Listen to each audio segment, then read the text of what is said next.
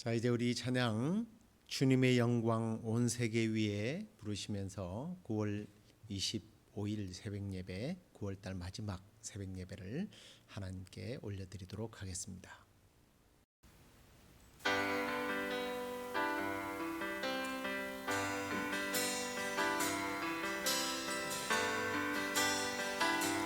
주님의 영광 모든 나라 위에 주님의 영광 온 세계 위에 하늘에 계신 우리 아버지 영광 찬양해 우리 주님 나라 영원하리라 우리 주님 뜻은 영광을 돌리세 우리 하나님께 존귀와 위엄과 능력과 아름다움 만방의 모든 신은 헛된 우상이니 오직 하늘의 하나님 그 영광 찬양해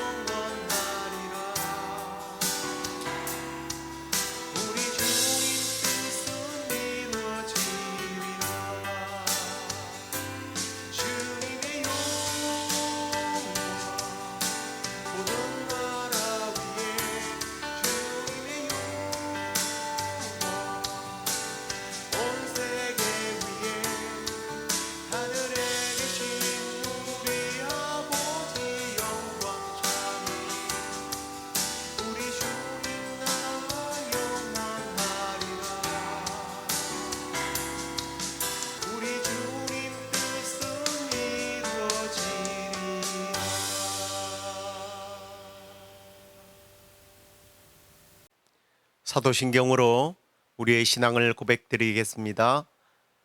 전능하사 천지를 만드신 하나님 아버지를 내가 믿사오며 그 외아들 우리 주 예수 그리스도를 믿사오니 이는 성령으로 잉태하사 동정녀 마리아에게 나시고 본디오 빌라도에게 고난을 받으사 십자가에 못 박혀 죽으시고 장사한 지 사흘 만에 죽은 자 가운데서 다시 살아나시며 하늘에 오르사 전능하신 하나님 우편에 앉아 계시다가 저리로서 산자와 죽은 자를 심판하러 오시리라.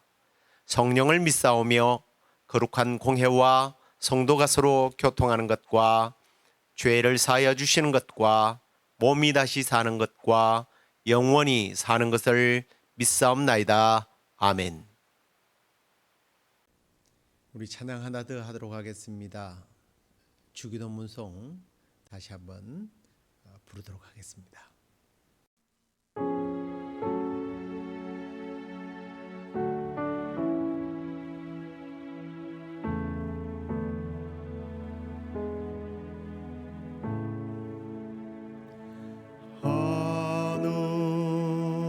하늘에 계신 아버지 이름 거룩하사 주님 나라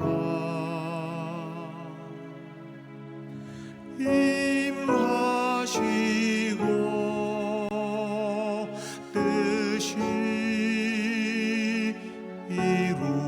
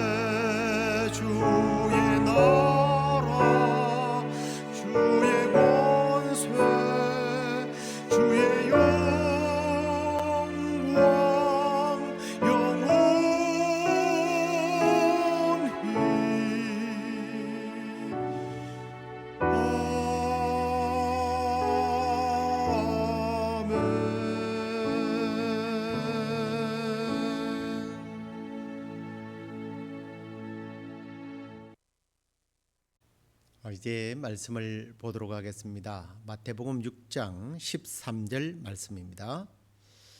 우리를 시험에 들게 하지 마시옵고 다만 악에서 구하시옵소서. 대개 나라와 권세와 영광이 아버지께 영원히 있사옵나이다. 아멘. 자, 오늘은 하나님 영광을 위한 기도. 이 내용은 바로 주기도문 소요리 문답 마지막 기도에 관한 내용을 우리가 함께 나누게 될 텐데요. 자, 우리 질문을 먼저 보시겠습니다. 주기도문의 결론은 우리에게 무엇을 가르치고 있습니까? 주기도문의 끝맺는 말은 대개 나라와 권세와 영광이 아버지께 영원히 있기 때문입니다. 아멘이라는 내용인데요. 이것은 우리가 기도할 때 오직 하나님에게서만 용기를 얻고 또한 기도 중에서 나라와 권세와 영광을 그분에게 돌리면서 그분을 찬송할 것을 가르치고 있습니다. 그리고 우리의 소원을 아뢰고 우리의 기도가 응답될 것을 확신하는 뜻으로 우리가 아멘 하는 것입니다. 이게 소요리 질문과 대답의 내용입니다.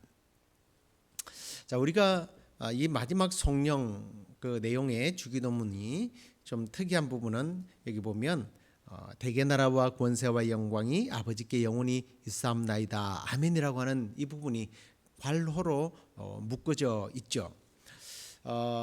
그러면서 이제 우리 성경책을 보면 이 부분을 난외주 이렇게 해서 고대 사본에 이 괄호 내 구절이 없습니다라고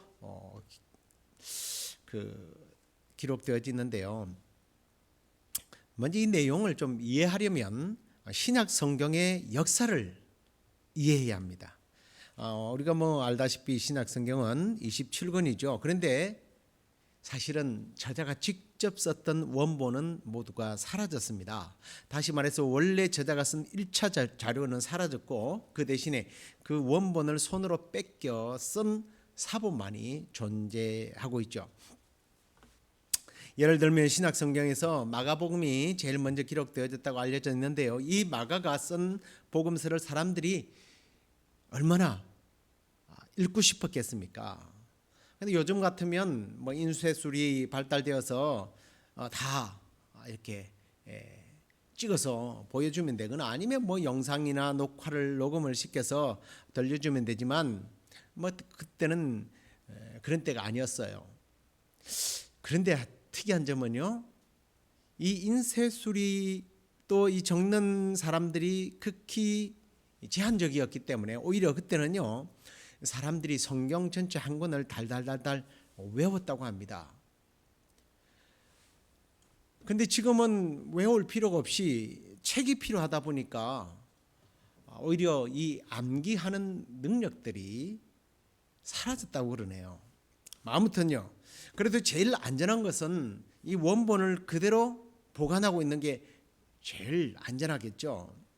그런데 그대로 뺏겨 보관하고 있는 것이 훨씬 더 중요하고 또 오래 간다고 생각했기 때문에 우리 기억력은 한계가 있기 때문에요. 이렇게 해서 이제 뺏겨 쓴 겁니다. 그런데 열심히 뺏겨 쓴 것들을 비교해 보면 첨가되거나 반대로 삭제가 된 흔적들이 가끔씩 발견이 돼요.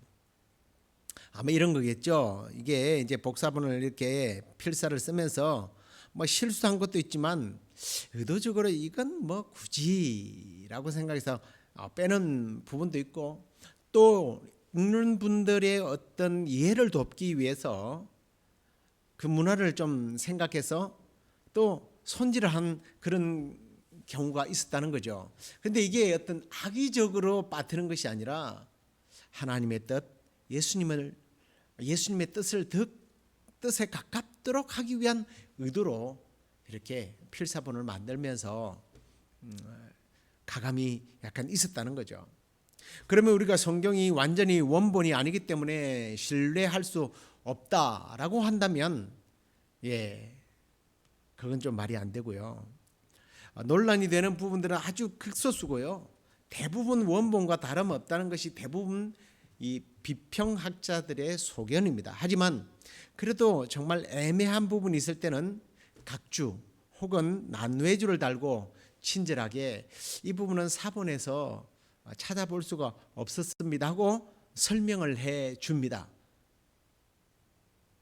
이게 성경을 오히려 신뢰하게 만드는 저는 하나의 표현이 아닌가, 저는 그렇게 생각해요. 자, 그러면 오늘 이 본문의 내용이 성령이 사본에 찾아볼 수 없는데 왜 삽입을 했을까 하는 겁니다. 성경을 필사하던 사람들에 의하여 이 성령 부분이 삽입된 것은 이게 넣는 것이 더 좋고 문화에, 그리고 그 당시에 유대인들에게 있어서 이것이 오히려 원래 그들이 해오던 기도의 습관, 기도와 부합돼서 잘 맞아떨어지기 때문에 그랬다는 겁니다. 뭐 이런 거죠. 유대교에서는 흔히 마지막 기도문에서 하나님을 송축하는 것이 당연하게 여겨지는 때였어요. 영광을 돌리고 그래서 하나님께 감사와 찬송을 올리는 이것들이 당연히 기도문에 있었다면 예수님도 그랬지 않을까라는 생각을 하게 된 거죠. 그래서 성령으로 하나님을 찬미하는 것은 예수님께서도 아마 찬성을 하셨을 거다라고 하는 견해가 우울합니다. 훨씬 앞장서 있죠. 우리의 기도도 이와 같이 기도의 끝부분에 하나님을 높여드리는 영광의 기도가 들어가는 것이 사실은 아름다운 기도죠. 자, 그리고 이제 또 하나, 대개라고 하는 말입니다. 과거에 우리가 가지고 있었던 개역 성경에는 대개라고 하는 말이 있었는데 지금은 이걸 또 뺐더라고요. 근데 원래의 이 원문에 보면 호티라고 하는 접속사가 있습니다.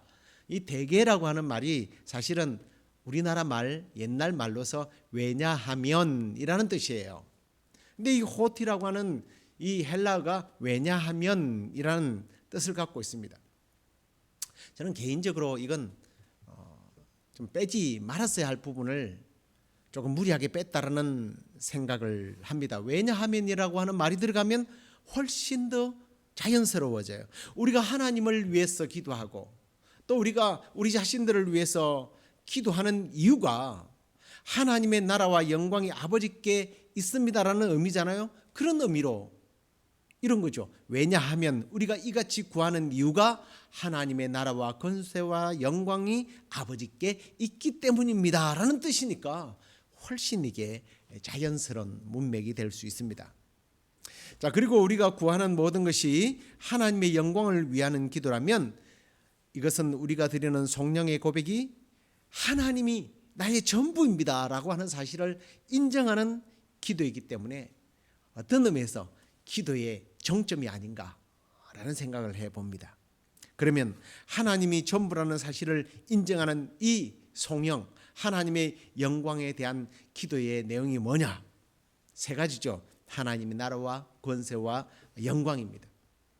이걸 찬양하고 있는데요. 좀 하나씩 살펴볼 필요가 있는 것 같아요. 먼저 하나님 나라에 대한 찬양과 기도입니다. 이 성령이 초기 기도인들에 의해서 고백될 당시 로마 제국은요, 지상에서 존재하는 가장 강력한 나라였습니다. 소위 이들은 팍스 로마라고 하는 말들을 절개했는데요. 이런 뜻입니다. 힘에 의한 평화라는 거예요. 힘에 의해서 평화를 구축한 대제국이 로마입니다. 거기에 로마 황제가 자리 잡고 있어요. 그래서 황제는 곧 신과 같은 존재로 여겨질 때입니다. 자, 이런 시기에 하나님의 나라가 로마가 아닌 하나님의 나라가 영원히 아버지께 있다고 하는 이 찬양의 고백은 여러분 그냥 우리가 형식적으로 아버지의 나라가 영원히 아버지께 있습니다. 이건요 그런 형식적인 고백이 아니에요. 목숨을 걸어야 하는 거예요. 나라는 오직 황제로부터라고 생각했던 그런 시대에 모든 나라가 아버지의 것입니다라고 고백할 수 있다는 것은 어떤 의미인지 잘 이해가 좀 오시죠? 우리가 이 고백을 드림으로 인해서 내가 그리스도인으로서 오늘날 어떤 삶을 살아야 하는지를 한편으로는 일깨워주는 고백입니다. 나의 주인은, 나의 왕은, 내가 섬겨야 할 분은 오직 하나님 한 분이라는 거예요. 나는 그 하나님의 다스리는 나라 가운데 살고 있고, 그래서 그렇다면 나는 이 하나님의 다스림에 순복하는 삶을 살아야 한다는 결단을 우리는 이 마지막 송영 부분에서 하게 되는 겁니다. 두 번째, 이제는 권세, 곧 권능에 대한 찬양과 기도의 내용입니다. 이 권세라고 하는 이 헬라어는요, 디나미스라고 하는 말인데 이게 이런 뜻입니다. 현상, 형상, 거기에서 나오는 어떤 파워가 아니라 이 형상보다는 더 높은 차원의 것, 이 형상을 실현시켜주는 어떤 소질과 능력, 이게 여기서 말하는 권세, 디나미스라고 하는 뜻이에요. 이건 제가 한 말이 아니고요, 아리스토텔레스라고 하는 철학자가 이야기한 디나미스의 의미입니다. 다시 말하면 이런 거죠. 이 권세는 보이지 않지만 보이는 것을 가능하게 하는, 지배하는 힘이다. 이게 누가 가지고 있는 거예요? 로마 황제가 갖고 있어요. 그게 그 당시 사람들이 생각했던 개념입니다. 그런데 초기 기독교 시대에는 이것이, 이 힘의 권세가 로마 황제가 쥐고 있는 것이 아니라 하나님이 가지고 있다라는 거예요. 그래서 우리의 믿음의 선배들은 로마 황제가 그 권세를 가진 것이 아니라 오직 하늘에 계신 아버지, 그 아버지가 영원히 가지고 계십니다라고 하는 선포를 하는 겁니다. 얼마나 대단한 선포인지 몰라요. 지금 이 시대는 돈과 지식과 과학과 더 나아가서 어떤 정치적인 힘들이 시대를 지배하는 힘이라고 여기지만, 여전히 우리 하나님은 이 보이는 모든 것들을 가능하게 하는 힘을 그분이 가지고 계십니다. 그것을 우리는 주기도문을 통해서 고백해야 하는 거예요. 우리 하나님 아버지가 그런 놀라운 힘을 가지신 분이심을 여러분들이 고백하고 또 그 놀라운 권세의 힘을 경험하게 되는 그런 삶을 살아가기를 주의 이름으로 축원합니다. 세 번째, 이제는 영광에 대한 찬양과 기도인데요. 이 영광이라고 하는 히브리는 카봇이라고 하는데요. 그리고 이 카봇이라는 말을 이제 헬라어로 번역하면 녹사라고 읽었습니다. 근데 이 카봇이라고 하는 말은요, 우리나라 말과 비슷하네요. 갑옷 비슷하죠. 갑옷이에요. 갑옷, 전투복입니다. 근데 이 전투복은요, 원래 뜻이 이제 이 갑옷이라고 하는 말은 이 전투복, 이 복장 갑옷이라고 하는 말보다는 이후에 무겁다라는 말로 사용을 해요. 근데 이 무겁다라고 하는 말이 그냥 무게가 무겁다, 그것도 무거운 거지만 무겁다 할 때 중요하다는 의미로 확대되어서 해석이 된 겁니다. 여러분 생각해 보십시오. 전투를 하는 병사가 만약에 갑옷이 정말 무겁다고 이걸 벗어버리게 되면 중상 아니면 사망이죠. 그래서 생명을 지켜주는 갑옷이에요. 갑옷이죠. 얼마나 중요한 단어입니까? 중요한 이 말이 영광이라는 말입니다. 결국 자기의 생명을 지켜주는 역할을 하는 매우 빛나고 높고 중하다, 이게 성경에서 말하는 영광이라는 의미입니다. 그래서 영광을 받는다는 뜻은 결국 그렇게 빛나고 높고 존귀하다, 높임을 받는다, 그런 뜻으로 이제 해석이 된 거죠. 역시 이런 영광을 1세기, 2세기경엔 누가 가지고 있었다고요? 황제가 갖고 있었어요. 금빛 나는 아마 금으로 만든 그 투구와 옷을 입는 황제를 바라보는 것만으로도 황홀했을 겁니다. 그런데 그런 제국의 황제가 영광을 가지고 있는 것이 아니라 내가 믿는 하나님 아버지께 있사옵나이다. 이 고백은요, 정말 생명을 걸고 하는 고백이라는 거예요. 이 고백은 나는 황제에게 충성을 하는 것이 아니라 오직 하나님께만 충성하고 그분만 높이겠다, 그분을 위해서 살겠다고 고백하는 것이 이 주기도문의 마지막 성령입니다. 그리고 무엇보다도 이 고백은 나를 위해 하나님이 존재하는 것이 아니라 내가 하나님을 위해서 존재합니다 라고 하는 존재론적 고백인 거예요. 여러분, 이 고백의 우선순위가 바뀌는 순간 나는, 그리고 기독교는, 교회는 타락하게 될 것입니다. 하나님은 나를 돕는 존재, 나의 도움을 위해서 나의 권력을 차지하고 내가 명예롭게 되고 내가 부를 위해서, 나의 지식을 위해서 하나님은 이용하는 수준이라면 그걸 우리는 기복신앙이라고 부르죠. 타락할 수밖에 없는 겁니다. 그래서 한편으로 예배는 그래서 사람을 높이고 사람이 높아지는 시간이 아니라는 거죠. 하나님을 하나님만 높임을 받으시는 그런 시간이라는 것을 잊지 말아야 합니다. 정치를 좋아하는 그런 목회자나 그런 교회, 그런 분위기들을 보면 훌륭한 능력 있는 사람들을 예배 시간에 이렇게 세우고 박수를 치고 그를 찬양하고 있는데요, 그건요 안 될 일이죠. 이게 자랑으로 듣지 마십시오.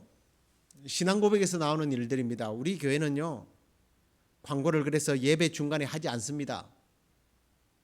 옛날에 어떤 분이 저에게 그랬던 말이 생각나요. 아니, 왜 이 교회는 광고를 예배 중간에 하지 않느냐는 거예요.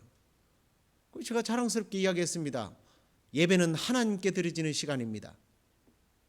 예배 시간에 우리는 광고를 하면서 누가 오셨습니다, 저분이 오셨습니다, 박수로 환영하고, 누가 수고했습니다, 박수하고, 이건 하나님의 영광을 막는 행위예요. 이사야서 42장 8절 말씀을 우리가 누누이 외우고 고백하면서 왜곡을 시키지 않는 거예요. 이사야 42장 8절을 보십시오. 나는 여호와니 이는 내 이름을, 나는 내 영광을 다른 자에게, 내 찬송을 우상에게 주지 않겠다. 우상에게만 안 주면 됩니까? 사람이 가져가도 되는 거예요. 우리는 대개 나라와 권세와 영광이 아버지께만 있습니다라고 하면서 자꾸만 내가 영광을 받기를 좋아합니다. 예배 시간에 내가 찬양받기를 좋아합니다. 새로운 성도에게 영광스러운 박수, 예배 후에 하셔도 되죠. 그래서 저희는 예배 끝마친 후에 친교하고 소개하고 또 위로하고 격려하고 기도할 부분이 있으면 기도하고 그러는 거예요. 그리고 신명기 5장 9절 말씀도 보세요. 그것들에게 절하지 말며 그것들을 섬기지 말라. 나 내 하나님 여호와는 질투하는 하나님이라. 하나님은요, 질투하는 하나님이라고 말씀합니다. 예배 시간에 하나님 사랑보다 사람을 사랑하고 사람을 높이며 하나님 질투하신대요. 이 말씀을 보면서 하나님이 굉장히 쪼잔한 분으로 그렇게 생각되어집니까? 저는 오히려 하나님이 좀 그런 분이라는 생각보다는 너무 황송해요. 아니, 창조주 하나님이, 무소부지한 전지전능하신 하나님이 내가 뭐라고 나 때문에 질투를 하다니요. 얼마나 영광스러운 일이에요. 내가 하나님보다 다른 사람들을, 아니면 사물을, 물질을, 권력을 사랑하게 될 때 하나님이 질투한대요. 내가 뭐라고 하나님이 질투까지 한다는 거예요. 나를 너무 사랑하기 때문에 질투하시는 하나님이, 그런 영광, 그런 하나님을, 영광스러운 하나님을 왜 사람들을 위해서 희생시키느냐는 거예요. 사랑하는 성도 여러분, 저와 여러분 모두가 살아 숨쉬는 날 동안 하나님의 영광을 입으로만 선포할 것이 아니라 삶 속에서 하나님을 드러내는 그런 복된 삶을 살아가기를 주의 이름으로 다시 한번 축원합니다. 살아 쉬는 날까지만 한다고 하니까 조금 이상하게 들릴지 모르겠지만, 우리가 죽어 천국에 들어가면 우리는 부활하기 전까지 우리의 영이 하는 일은요, 그분의 영광만을 노래하는 일을 하기 때문에 제가 그런 말을 하는 거예요. 이건 오토매틱이에요. 왜냐하면 내가 믿었던 하나님이 바로 이런 하나님이라는 것을 발견하는 순간 하나님을 찬양하지 않을 수 없으니까 우리 한국식 말대로 입이 닳도록 하나님을 찬양하게 될 겁니다. 자, 그리고 이제 마지막 모든 기도가 확실하게 이루어질 것을 믿는 아멘으로 끝을 맺게 되죠. 우리가 기도나 찬양이 끝날 때 주로 이 아멘을 고백하지 않습니까? 이 아멘은 찬동합니다, 찬성합니다라는 그런 뜻으로 원래는 많이 쓰입니다만은, 확실하다, 진리이다, 참으로 그렇다, 뭐 이런 뜻으로 우리가 아멘이라고 대답을 합니다. 그래서 사실적인 의미는 이걸 종합해 보면 이런 의미죠. 확실히 그렇게 되어질 줄로 믿습니다 하는 뜻으로 우리는 아멘이라고 화답을 하게 됩니다. 그런데 얼마 전에 어떤 정신 나간 미국 목사 한 명이 꽤 정치적인 힘을 가진 사람이에요. 아멘이라고 하는 이 말이 남성 편향적인 말이기 때문에 아멘으로 기도해서는 안 된다고 헛소리를 해서 전 세계에, 그리고 믿지 않는 사람들에게까지도 손가락질을 받는 그런 일들이 있었습니다. 목사가 맞는지 모르겠어요. 이 아멘을, 맨을 남자로 생각한 거예요. 우리식으로 말하면 이런 겁니다. 초등학교도 제대로 안 나온 사람이 어디서 목사 안수를 돈으로 사가지고 기독교를 개망신시키는 그런 사람이 되어버린 거죠. 아멘이라는 말이 그런 말이 아니에요. 그렇게 될 줄로 믿습니다 하는 뜻입니다. 그런데 우리는 이 아멘이라는 말을 참 잘 사용하죠. 여러분 믿습니까? 아멘. 예. 구약 시대 때부터 신약 시대까지 이 아멘이라는 말은 그렇게 쓰여졌어요. 설교자들이 하나님 말씀을 선포할 때에 심지어는 저주가 선포되어도 아멘이라고 했습니다. 그대로 이루어지기를 확신한다는 거죠. 그런데 한편으로는 이 뜻이 이루어지되 나에게 이루어진다라는 그런 의미를 넘어서서 내가 그 이루어질 일을 위해서 내가 헌신하겠습니다라는 뜻까지 포함을 하고 있는 거예요. 대개 나라와 권세와 영광이 아버지께 영원히 있사옵나이다. 아멘. 네, 그렇게 될 줄로 믿습니다 라는 뜻으로 아멘이라고 하는 고백도 있지만, 한편으로 보면 네, 하나님의 나라와 하나님의 권세와 하나님의 영광을 위해서 내가 헌신하겠습니다, 그렇게 살아가겠습니다, 결단하는 고백이라는 사실을 명심하셔야 합니다. 책임지겠다는 거예요. 하나님의 나라를, 하나님의 그 권능을, 그리고 하나님의 영광을 내가 이루어가겠습니다. 내가 책임지죠. 하나님 나 때문에 영광 받으세요. 이런 의미예요. 이제 말씀을 맺겠습니다. 사랑하는 성도 여러분, 우리가 살아가는 동안 나의 권리, 나의 경험과 실력, 나의 영광을 내려놓고 오직 하나님 아버지께 영광을 돌리는 삶을 살아가기 위하여 힘쓰고 애쓰십시다. 그래서 나를 통해서 하나님 나라가 확장되어지고요, 그 무한한 권세가 나를 통하여 증명되어지고 하나님이 나를 통하여 영광 받으시고 온 세상이 하나님의 살아계심을 인정하는 그런 놀라운 역사에 내가, 저와 여러분이 쓰임받는 그런 복된 삶이 되기를 우리 주 예수 그리스도의 이름으로 축원합니다. 아멘. 기도하겠습니다. 하나님 아버지,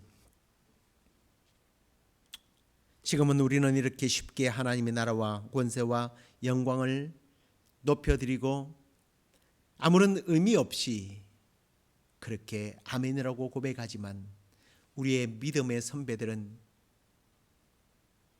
세상의 나라 앞에, 순교의 제물이 되어야 하고, 무엇보다도 황제의 그 권력과 영광 앞에서 하나님만이 참나라의 왕이시고 하나님의 권세만이 최고의 권세이시고 하나님의 영광만이 참 영광임을 선포하다가 생명을 거는 일에 그들은 아멘으로 기도를 마쳤던 이 놀라운 기도의 내용을 우리가 지식으로 알지 않게 하여 주시고, 우리도 우리의 삶 속에서 결코 타협되지 않는 하나님, 우리 아버지, 그리고 하나님의 나라와 당신의 권능과 영광을 이 땅 가운데 확장시키고 정명해 나가고 영광 돌리는 우리의 삶이 되게 하여 주시옵소서. 우리를 통하여 그렇게 하실 하나님을 찬양하옵고 예수 그리스도의 이름으로 기도드리옵나이다. 아멘. 하늘에 계신 우리 아버지여, 이름이 거룩히 여김을 받으시오며 나라의 임하옵시며 뜻이 하늘에서 이루어진 것 같이 땅에서도 이루어지이다. 오늘날 우리에게 일용할 양식을 주옵시고 우리가 우리에게 죄 지은 자를 사하여 준 것 같이 우리의 죄를 사하여 주옵시고 우리를 시험에 들게 하지 마옵시고 다만 악에서 구하옵소서. 대개 나라와 권세와 영광이 아버지께 영원히 있사옵나이다. 아멘.